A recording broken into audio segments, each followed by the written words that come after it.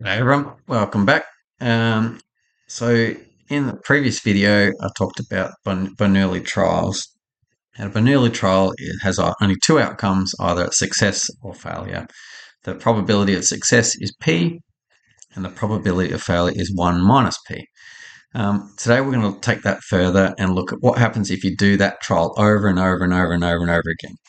So an example of that might be rolling a dice. So like we did in the last video, you roll a dice and the probability of success is if you roll a 6, let's say. And so if you did that over and over again, you roll the dice 100 times, what would be the probability of rolling a 6 50 times or 70 times? And so that's what we're going to be looking at today, is looking at, it's called a binomial distribution. And a binomial distribution, as it says there, is made up of n Bernoulli trials. So you're doing it over and over and over again. So you might do it 100 times or 50 times, whatever. All of those trials are identical. So you're rolling that dice over and over and over again. Nothing changes between each trial.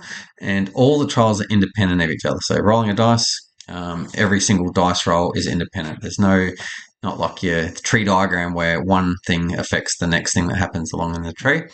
Every single trial independent and they're all identical. Hope that makes sense.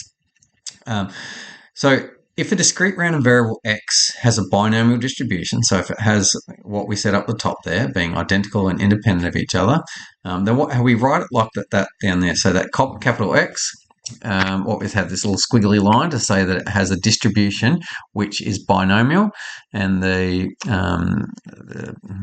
can't think of the word, the parameters, sorry, of the binomial distribution are n and p. N is the number of trials that we've done, and p is the probability of success in each of those trials.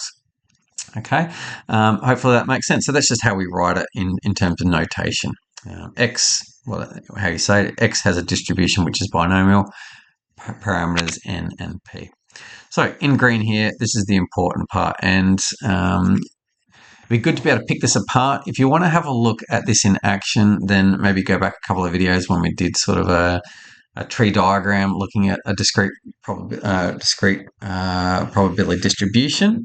Have a look at that. But let's have a look at this. So if x is binomial with parameters n and p, then the probability that x is equal to any particular value, so the probability that x is equal to 1, or let's say it's 50 dice rolls and you're looking at the probability of x, what's the probability of rolling 1 6 or 2 6s or 20 6s, whatever, is equal to the following. So we'll just ignore that thing out the front in a second, but what it is, it's the if you're looking at, let's say, the probability of getting 20 successes when you're rolling the dice 50 times, then it's the probability of rolling dice once, so the probability, so 1/6 if it was a six-sided dice, to the power of x, so to the power of 20. And that makes sense. If you're rolling the dice 20 times, the probability of rolling dice 50 times, the probability of getting 20 of them would be the successes to the power of 20. That makes sense. Multiplied by the probability of failure. So in this case, if it was 1/6, that'd be 5/6 to the power of n minus x. So we rolled the dice 50 times. We wanted 20 successes, so that would be getting 30 fails. So what that area there, I hope it makes sense, a bit easier, sort of, I've got a whiteboard sort of talking, but that means getting 20 successes, and this bit here means getting 30 failures. If you're rolling the dice 50 times. And I hope that all makes sense. This other bit here out the front, what that means is that, well, there's different combinations of where you could get that. You could, if you're rolling dice 50 times, it could be the first 20 that you roll sixes and the rest, the last 30 are all failures, or you could have them interspersed, and there's heaps and heaps of different ways that could possibly happen. And so what we apply is this combination formula to say, well, this is the number of different ways that could happen. And we need to add up each of those different parts to say, well, it could happen in different ways. Hopefully that makes sense. I know it probably won't, but hopefully in the example that we go through, it will make a bit of sense.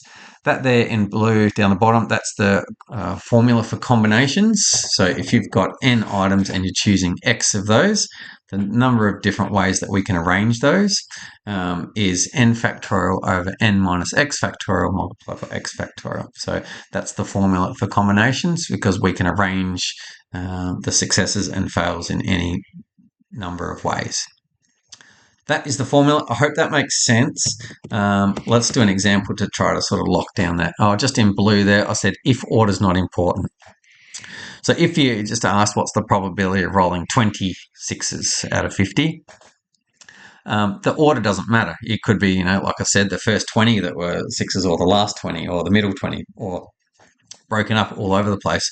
If the order doesn't matter, then that's your formula.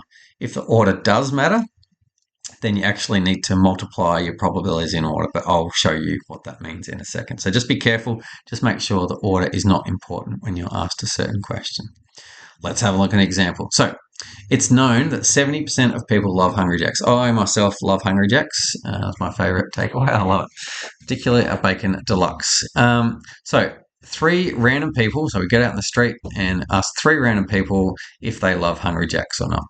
Let's let X equal the number that said yes, right? So we're only asking 3 people. In other words, so N is equal to 3. We're doing 3 trials here. We're doing 3 Bernoulli trials, and it's either yes or no, success or failure for this particular question. And what we're doing is we're saying X is the number that said yes. So what are the outcomes here? It could be we could get 0 yeses, 1 yes, 2 yeses, or 3 yeses. So there's 4 different outcomes that could happen here. Notice that it's not a Bernoulli trial. We're doing many Bernoulli trials. And so an X is the number that said yes, so the number of successes.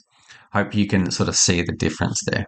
So let's have a look at this. So for part A, construct a probability distribution table. And I'm going to show you how to do it by hand.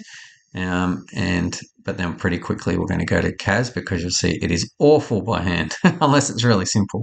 You'll see what I mean. Okay, so a probability distribution table. So what we want is we want to know what the probability of getting 0, probability of getting 1, etc., etc. So we need to figure all these out before I can even draw up the table. So firstly, let's get started with what's the probability that we get 0 people saying that they love Hungry Jacks.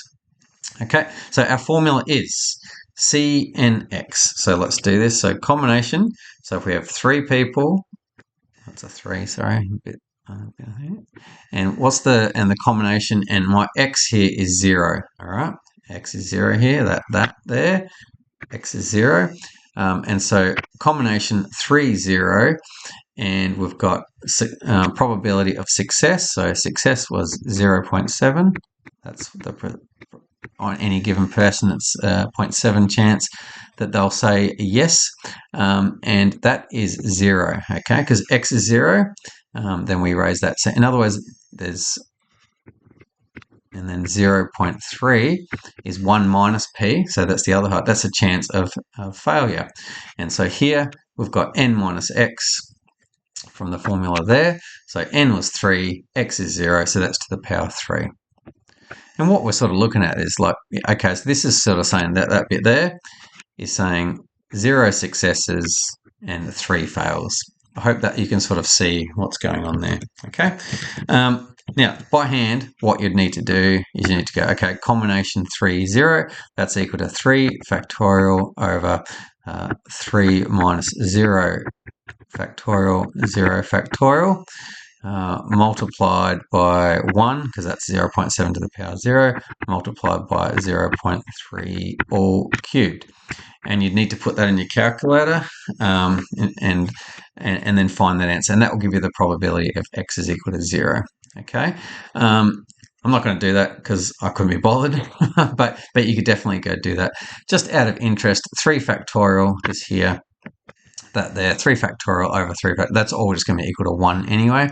So it's going to be 0.3 cubed, and so it's 0.027. Anyway, we'll get to that later. I just want to show you one more, and then I'll show you the shortcut because, like, I don't know, you won't have to do this by hand very often. Let's do X equals 1. Okay, so what would be the X equals 1? So that'll be getting 1 success chosen from 3. So 3 choose 1. And then what's the chance of success? Well, how many successes? We want 1 success and we want 2 failures. Okay, so that will be equal to that. So that's 3 factorial. I'm just going to rush through. 3 minus 1 factorial times 1 factorial. Okay, times by 0.7 times by 0.3 squared. Okay, and again, put all that into your calculator and off you go. Okay, this time, this here, that's equal to 3. Okay, so 3 factorial over 2 factorial, so that'd be 3. And you could find all that out. Okay, so let me show you how to do it on CAS now. Okay, because you'll probably never really do that by hand. Maybe in exam 1 we expected to do it without calculator, and you can do those for low sort of numbers. Okay, so let's have a quick look. So I'm just going to memorize this. The probability for success was 0.7. Let's just go to CAS and let me just show you. So if you go to menu, probability, distributions. Okay, go down to distributions in the probability menu. Then it shows you all these different distributions. There's a normal distribution, which you might have heard of. You don't need t distributions in VCE maths. You don't need chi-squared. You don't need any of these. But here we go. There's 4 here, A, B, C, D, which are my binomial ones. Okay, I'll explain throughout the different videos what each of these different ones do. But the first one we want to look at today is the PDF. Okay, so binomial PDF. And what it tells you is if you want to know the probability of an exact number happening, then this is the one you want to do. So how many trials did we do? We did 3 trials. And what's the probability of success? The probability of success, I've forgotten already, even though I said I wanted to remember. The probability of success was 0.7. So P is equal to 0.7, okay? And my X value, what did I want? Well, the probability of X equals 0. So what's the probability of getting 0 successes? You press OK, and it will tell you the probability is equal to 0.027, okay? So that there would be 0. Oh, still got highlighter on. That would be 0.027. And you could do the same for probability where X equals 1. I'll just do that quickly. So menu, 5, 5, and then what was it again? A. Okay, number of trials, 3 trials, probability of success is still 0.7. And if the X value was 1, that's what's the probability X equals 1, then that would be 0.189. Okay, it does all the calculations for you. You don't need to plug all the bits and pieces in. Okay, so 0.189. It does all the combination, all the powers and everything for you. Okay, so that's the probability X equals 1. And you could go and do that for probability X equals 2 and the probability that X equals 3. So you can go and do that and find your answers out, okay? And so then eventually, once you've done that, then you'll get the probability, you have X, probability X equals X, and 0, 1, 2, 3, and you'll put your probabilities in there. So probability that you get 0 successes is 0.027. Probability to get 1 success, 0.189. Just want to show you another shortcut here. If you did the same thing, right, you go menu, probability, distributions, binomial PDF. If you do that, right, you go 3 trials, probability of success 0.7. If you don't put an X value, see how it says optional there. If you don't put an X value in there, see how it spits out all the values for you, right? And so you don't need to do any of this work at all. You can go straight to the answer. That is the table there. So 0.027, 0.189, 0.441. I'm terrible at remembering numbers. So 0.441 and 3. See how it's sort of in order of how it displays, and 0.343. 343. Okay, so you could actually do this question in 10 seconds just by using that function on the CAS calculator. Hope that makes sense. Part B, find the probability, you might not be able to read that easily, but the probability that X is less than or equal to 2. So just let me write that down. So what's the probability that X is less than or equal to 2?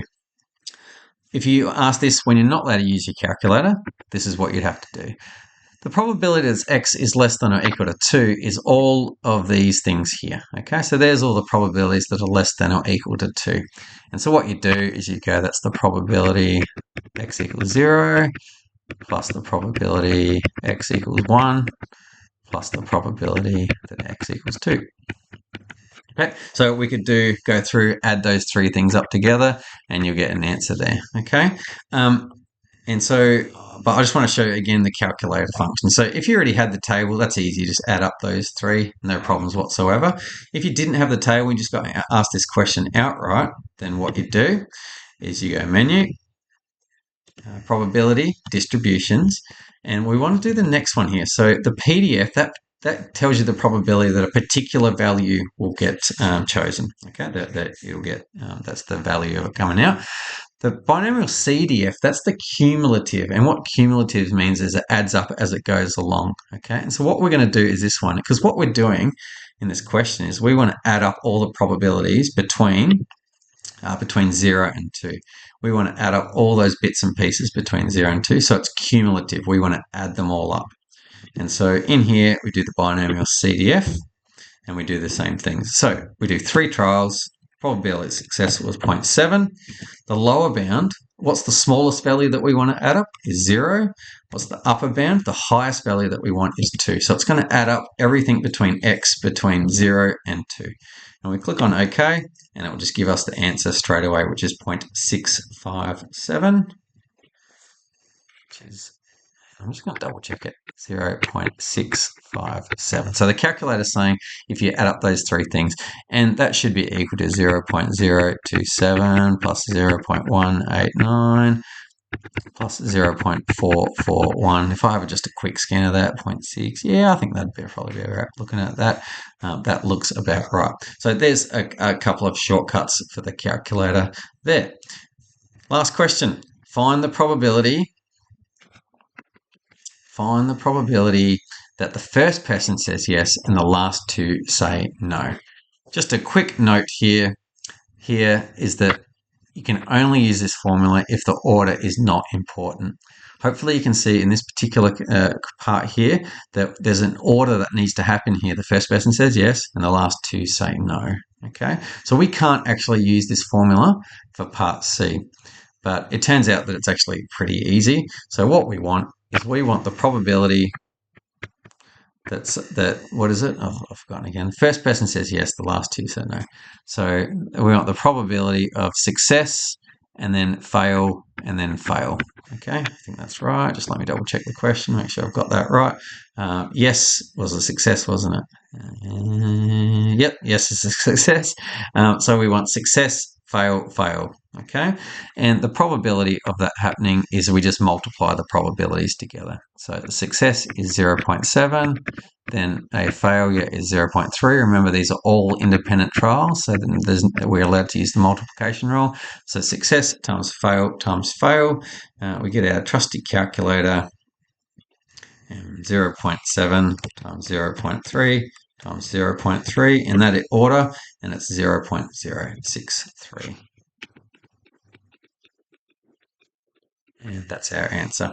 So we can only use the binomial probability theorem there because it's combinations.